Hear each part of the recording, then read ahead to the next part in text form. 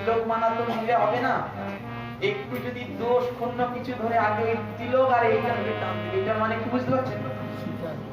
চ্যাংড়া বাবাজি দুদিনের তিলক করে তোমরা খালি বলছো আজ একাদশী, কাল একাদশী, পরশু দ্বাদশী, অপরশু দ্বাদশী, তোমাদের কোনো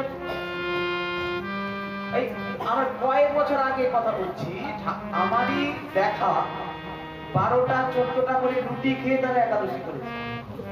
বলুন নাই? হান্নারুন নাই? আমাদের এদিকে নাই? বলুন।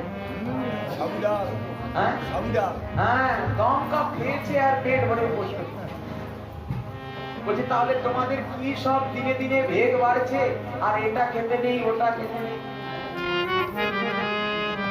এখন তৎকালীন সময় শাস্ত্র কথা একটু গোপনীয় ছিল, আজকাল উন্নত প্রকাশ পাচ্ছে, যার কারণে আমরা জানতে পারছি যে পঞ্চশস্যের ভেতরে কি মহা মহা পাপগুলো